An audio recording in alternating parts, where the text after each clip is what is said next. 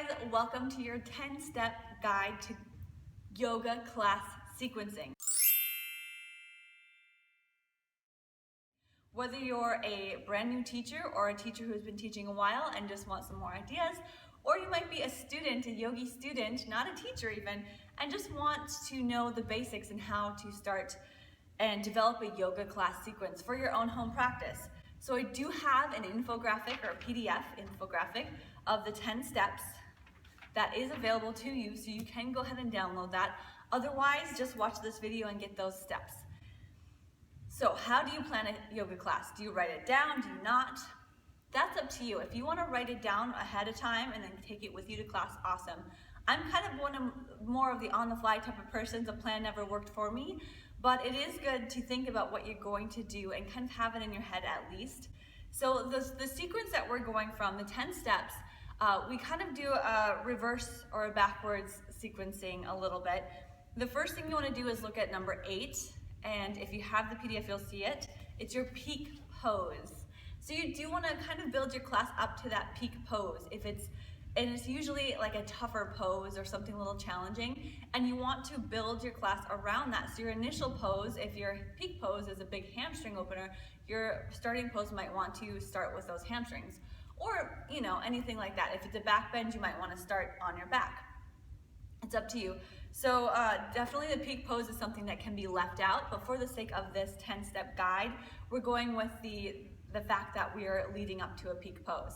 That's what I've done for the past 5 years of yoga teaching. I've never taught the same class once. It's always a little bit different, and I've never had someone say they get bored with my sequences. So this format works for all the time. You do not need something else. You can add little nuggets and words of wisdom, but for the most part, the general sequence can stick to these 10 steps. Let's first go through them. Number 1 is an initial pose, something you'll start in, the pose will start, much like what you see here. Number 2 is breath setup, so how to use your breath, talk about the breath. And then it's your warm-up poses, very simple poses. Then you'll get into some sun salutations, and this is specific usually to a vinyasa flow class, but they're just good for warming up the body regardless of whatever class you're doing. Number 5 is some standing sequences to really heat up the body. Number 6 is some balance poses, and then number 7 is a lead up sequence into that peak pose. Number 8 is the peak pose itself, your big hurrah. From there, you bring it down to more seated or on your back poses. For seated, a couple poses, and then on your back.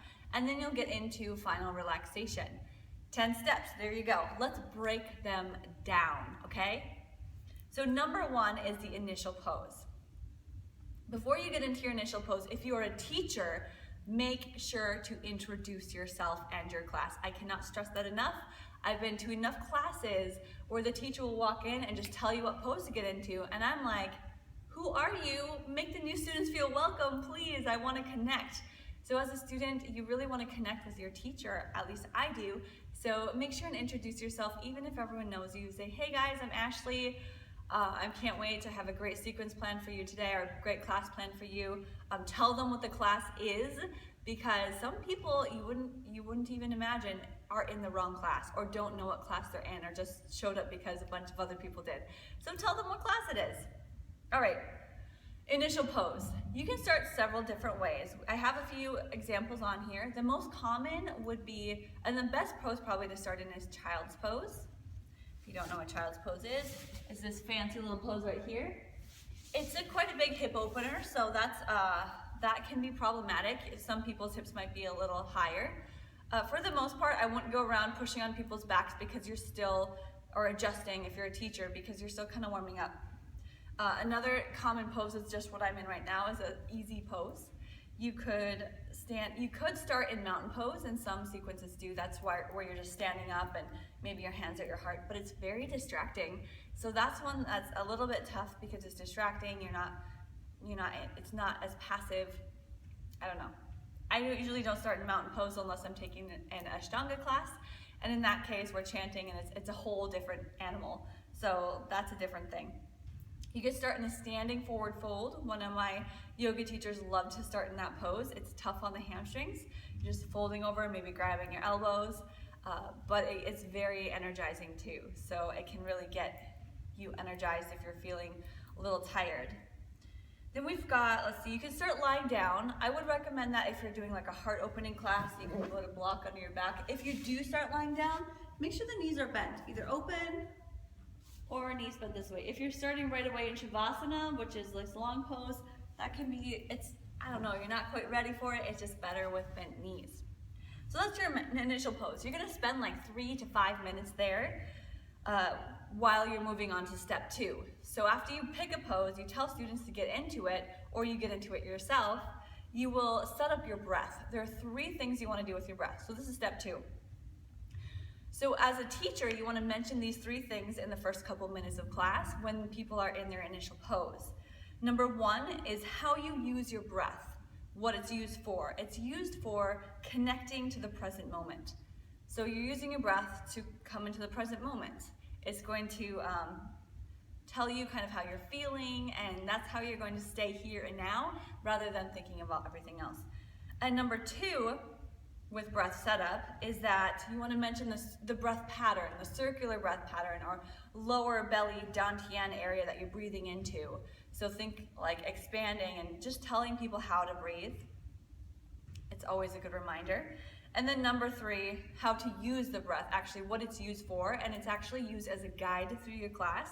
So, and it tells you how you're feeling, your emotions. So as you breathe, you can tell, if you need to intensify, your breath is good. If you need to modify, your breath is usually choppy or labored. So tell people that, to connect to the present moment, to how to breathe, so that circular breath pattern, and then how to use the breath for modifications and intensifications. Good? Moving on to number 3 of 10-step guide to yoga sequencing, we've got the warm-up. So from your initial pose, and it can be, let's just say seated pose here. I've got my seated pose. You want to do some simple movements to heat up that core and stretch out the spine. So get your spine moving. Typically, this is the area that we want to heat up first. And it's very simple movements. And think of the 6 directions that you bend.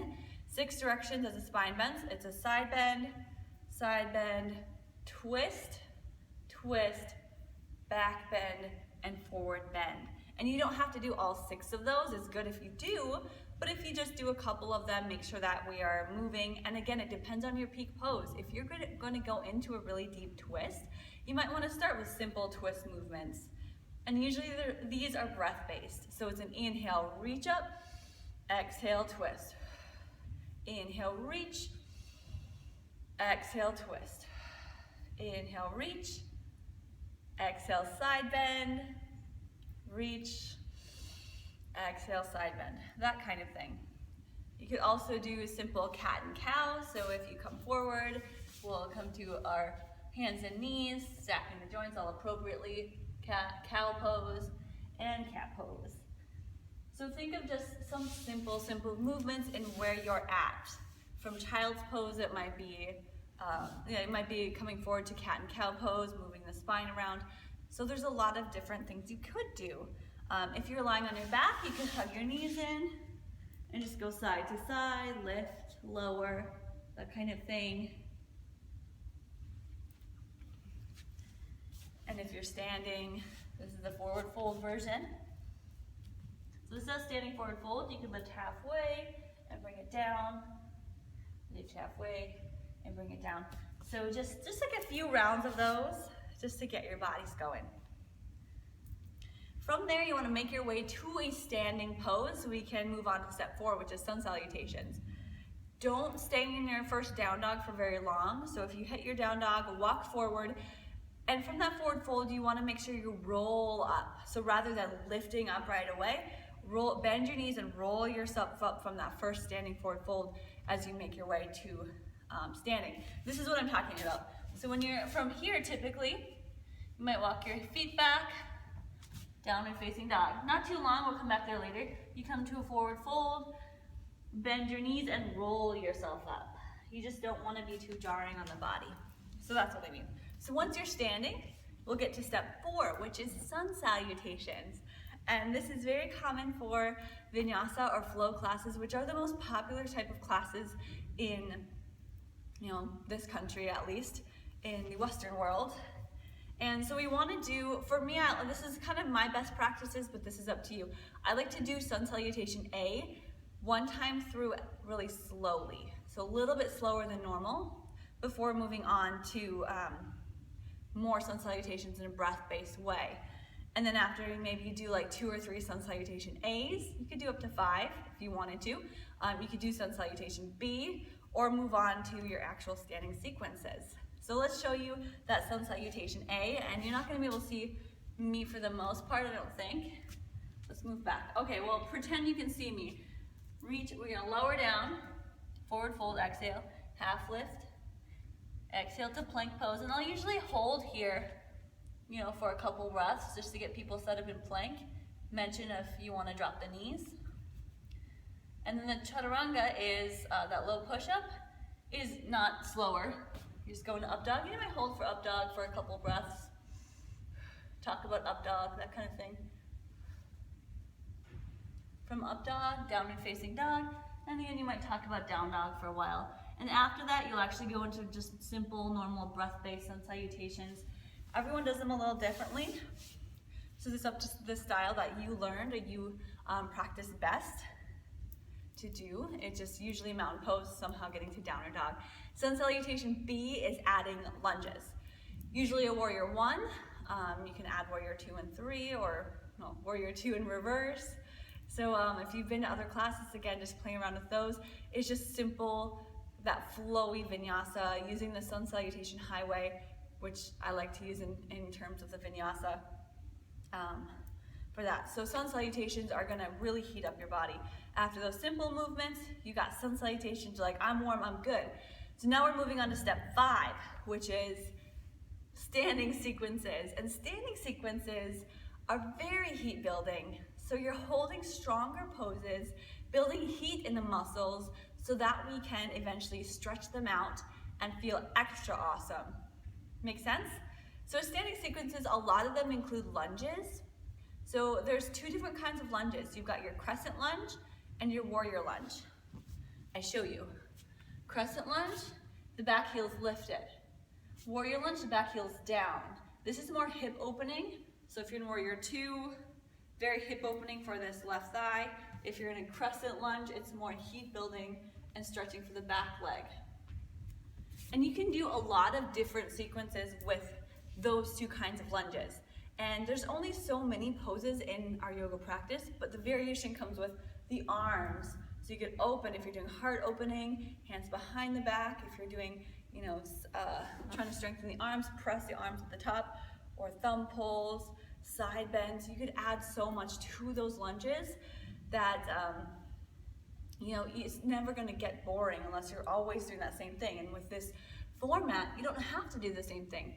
And one thing that I want to encourage you to do, which this is what I hear a lot of people say that they struggle with. A lot of yoga teachers say they struggle with remembering what they did on the right side compared to the left side. So they struggle remembering that second side. I'm going to encourage you until you gain more memorization skills, which it does happen, you will get better at it. I'm going to encourage you to not do any longer than 5 poses on one side.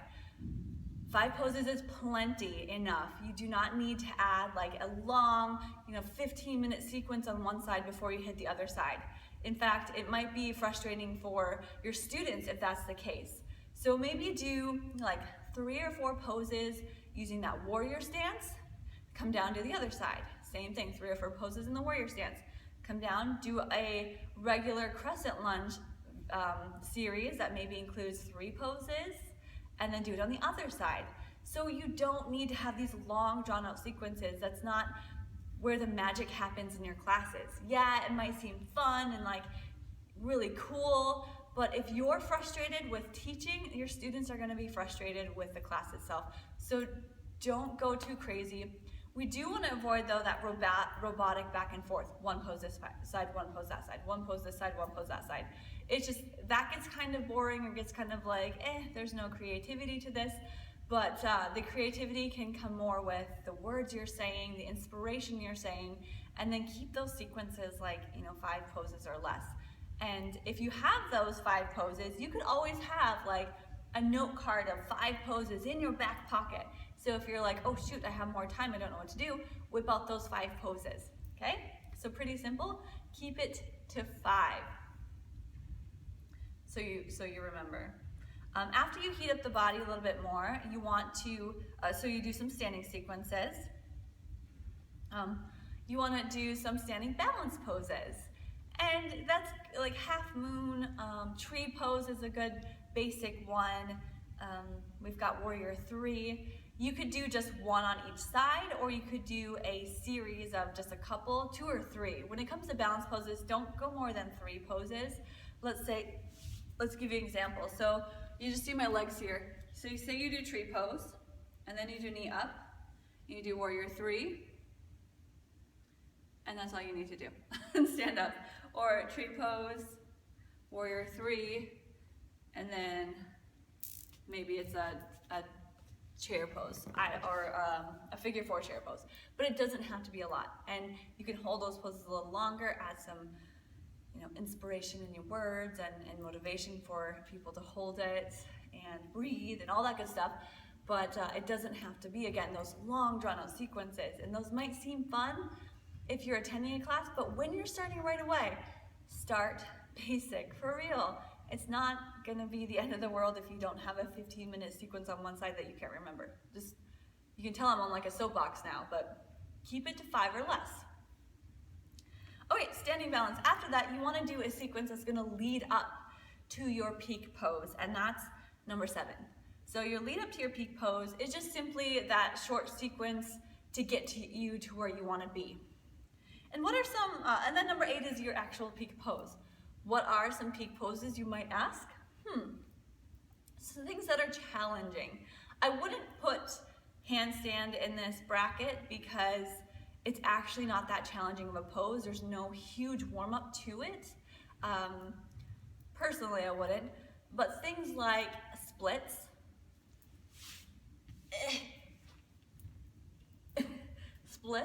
if you're doing like a deep back bend or kind of thing here.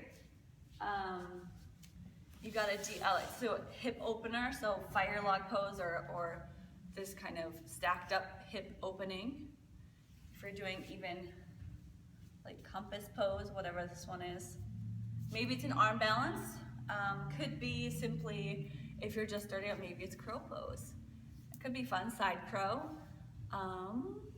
What else is there? What are king pigeon pose? It could be dancer pose. King pigeon pose is this one here, and you've got the mermaid pose is one too, I guess. Mermaid right there. It's a challenge pose, that's for sure. And you don't have to be able to do the fullest expression, but everyone's gonna have different abilities, and just make sure you're offering modifications for those poses, because it's only like 30 seconds or a minute of your life. But if you want to make your students and yourself feel successful, so offer variations within that peak pose. And you can spend, and then after that, you want to spend a little time recovering from that peak pose. So that's either a seated pose, child's pose, or something that's going to counteract that pose. So if you did a back bend, come to child's pose. If you did a really deep, like forward fold type thing, let's see, if you were doing like this pose or whatever that is, which is a deeper forward bend, you might want to do more time in bridge pose or like a reverse tabletop, just to get the body reversed. So think of the reverse of what you just did in a simple, easy way. So then we get to number 9, which is seated or supine poses. So you're coming down. You think of like climbing a mountain, you hit that peak, and you gotta bring it down. So we've got seated poses and supine poses. Seated poses, simple forward bend. You've got straight leg forward fold, reverse plank, simple twist, both sides, boat pose, just to get that core a little bit more. Work a little more core strength towards the end. That seems to be always a fun thing to do. And then we roll down to the floor. Slowly, of course. And we kind of hit up some poses here. I like bridge pose, and a lot of these stay pretty much the same every single class. Twists, there's not a lot of variation that I do with the last, laying down sequence. I might add an extra hip stretch if we didn't do a whole lot of hip stretching, or if I don't have enough time, I could probably skip shoulder stand, or if it's a morning class, we don't need to do so much inversions, instead work more on back bends. So you can pick and choose. But coming down to your mat, what you're just going to do is think of giving yourself a long stretch, then knee hugs, simple twist side to side. That's on the floor. So really, it's cool down poses, and you want to do a few of them to get your body just feeling good, right? So afterwards, after you get your body feeling good, the last and final step is Shavasana, or final relaxation or meditation. You can call it whatever you want. I like relaxation. Or Shavasana. Most people know what that term means now. It's where you lay down at the end of class and spend 5 to 10 minutes or so just relaxing. And so you're just being still, coming back to your breath, and absorbing all your just delicious practice. And so I'm not getting much into cueing this stuff. I'm just telling you the sequence. My rule of thumb for classes is to spend at least 10% of the class time in Shavasana. That means if it's an hour-long class, I try to go for about 6 minutes. If it's a 45-minute class, you might do 4 minutes. If you're doing a 90-minute class, try for 10 minutes. You can do plus or minus. If you're doing your own practice at home, I'll find I often accidentally fall asleep, so my Shavasana will be a little bit longer, but I do eventually wake up and it feels awesome. So that's that. Those are the 10 steps to building a yoga class sequence. I hope this was helpful for you. If you need me to elaborate on any of these, please, please, please let me know. I can also provide you with a yoga basic pose guideline. And actually, a lot of this is in my Simple Yoga Intro to Yoga course.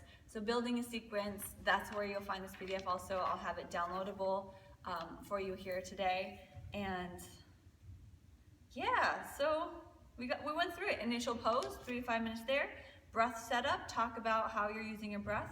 Do a simple warm up using your breath, reach and twist, and simple kind of back and forth with that, getting the breath involved. Then to sun salutations to heat up the body and get yourself fully prepared. We got number 5, standing sequences. You do one long one or many short ones. When you're starting, like I said, stick to 5 or less poses and just keep going back and forth. Standing balance poses, you want to do those. Lead up to the peak pose, your actual peak pose, number 8. And then coming down to seated poses, supine on your back poses, and then final relaxation. Easy, right? You can do this. So if you have these 10 steps and you just fill in the blanks of what you're going to do, I have no doubt that your classes will be awesome. And using this guideline, pretty soon you may not even need to write anything down, and you'll just know the basic formula to be able to create a class right on the spot, which is what I do. But I've also taught 2,000 classes in my lifetime so far, so it's been really fun and quite a journey. And if you want more from me, just head on over to ashleyjonas.com, and you can find more resources, guidelines, ways to work with me, hiring me, and that kind of stuff, as well as getting on my fabulous Yogi Friend email list. Check it out. And I will be seeing you guys again soon. Thank you so much for joining. Have a great day.